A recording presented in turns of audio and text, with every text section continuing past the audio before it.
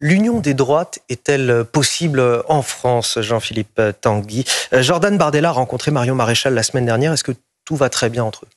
Mais tout va très bien, c'est-à-dire que tout le monde a fait qu'une affaire, alors qu'il y aura des candidats qui soutiennent Madame Maréchal Marion, sur les listes ou dans des villes que le Rassemblement national veut gagner. C'est juste qu'ils doivent passer devant la commission d'investiture du Rassemblement national, puisque c'est une élection très importante qui va se tenir un an avant la présidentielle, si c'est pas anticipé. Potentiellement, on peut avoir en permanence une dissolution, et on veut des candidats, si vous voulez, qui soient alignés. C'est tout à fait normal. Je ne vois pas ce que ça a de choquant. Alors certains adversaires ont manipulé cela pour faire croire à un conflit. Il n'y a aucun conflit, c'est juste, on veut que les candidats que le Rassemblement national soutienne soient connus du Rassemblement national.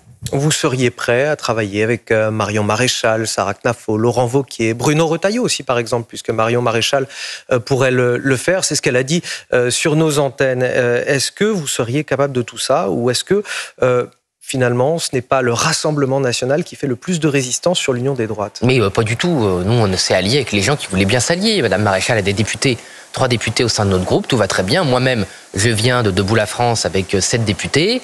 Il y a des gens qui viennent d'autres partis. Monsieur Chenu vient de la droite. Donc, et Marine Le Pen a rassemblé tous les patriotes, des gens aussi qui venaient de la gauche souverainiste, évidemment, voire de la gauche avec Monsieur Cotarac. Donc Marine Le Pen a déjà réussi cette alliance. Et nos adversaires qui, en fait, n'ont jamais voulu la soutenir à des moments décisifs, viennent pleurnicher en expliquant qu'on est très méchants, alors que c'est eux qui se sont présentés contre nous. Donc personne n'est dupe de ces mascarades. Et alors, pour ce qui est de Monsieur Retailleau et de Monsieur Wauquiez, on a eu l'exemple de l'énergie, on ne peut pas leur faire confiance. Ce sont des gens qui promettent beaucoup aux Françaises et aux Français, et dès qu'ils sont en responsabilité, ils trahissent avec Monsieur Macron pour avoir une voiture avec chauffeur et quelques petits avantages, il faut bien le dire, assez minables. Donc l'immigration n'a jamais été aussi forte que depuis que Monsieur Retailleau est en place. L'insécurité est toujours aussi forte. Les Français assistent à des scènes de barbarie à peu près toutes les semaines. Donc Monsieur Retailleau est bien sympathique, mais il a bien vendu son âme et surtout ses promesses pour être en place. Donc on ne peut pas travailler avec des gens comme ça. Il faut une vraie rupture.